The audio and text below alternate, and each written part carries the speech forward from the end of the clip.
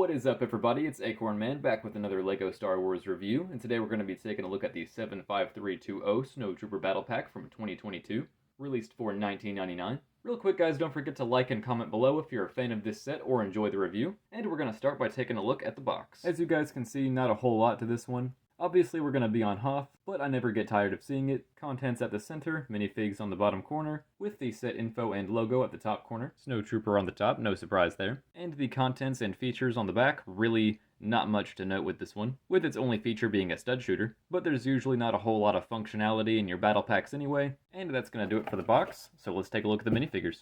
Alright guys, here we have the minifig selection of the set, consisting of 3 Snowtroopers and 1 Snow Scout Trooper. Honestly, just a perfect selection if you ask me. I literally would not have asked for anything else. We'll start by taking a look at the Snowtrooper. I really dig the design of these guys. I really love the design on the helmet. It actually kind of looks like fabric on the bottom, and I'm just a really big fan of that. Quite a bit of detail on the chest, legs, and back as well. And while the 3 Snowtroopers are identical in their suits, they do each have a different head, so I do think that's pretty interesting. I mean, it would be all the same to me if they just had the standard black heads, but nothing to complain about. And lastly, we have our Scout Trooper, which is honestly my favorite minifig of the set. I'm just a big fan of Scout Troopers, so to see a Hoth variant of it is just really cool to me. Really great detail on the helmet, chest, and legs here, as well as the back of both the torso and helmet, and another unique face underneath. Like I said, I absolutely love this minifigure selection. I can't tell you how aggravating it is when only 2 or 3 out of the 4 minifigs in a battle pack are ones that you actually want. So anytime we see a really good full set of minifigs, I have to give that battle pack serious points. But with the minifigs out of the way,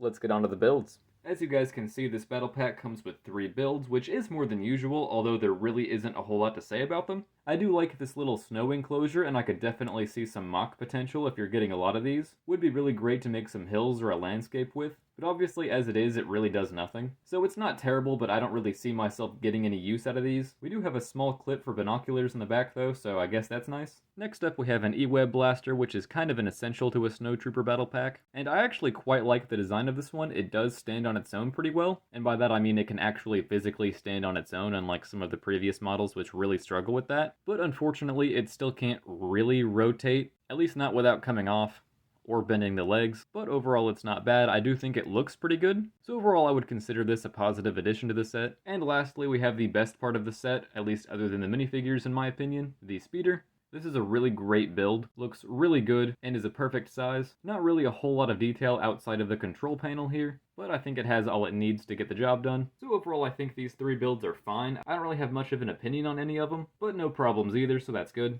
Alright guys, that's going to wrap up my thoughts on the 75320 Snowtrooper Battle Pack. And what do I think of it? I honestly think it is a great set that you should definitely pick up at least one of. The strength of this set definitely lies in the minifigures. These guys just really outshine the builds to me, which like I said are fine, and I actually like the speeder quite a bit, but there's just not really much to say about them. They don't really do much, they don't have a lot to offer in my opinion. So overall I give this set an 8 out of 10. Basically perfect minifigures, but the builds could have been better. Regardless of that though, like I said, I highly recommend it. So definitely not a bad set by any means, but I think that's going to wrap it up for this review. Make sure to like and comment down below if you like this set or enjoyed the review, and subscribe to the channel for more LEGO Star Wars content, and I will see you guys in the next one.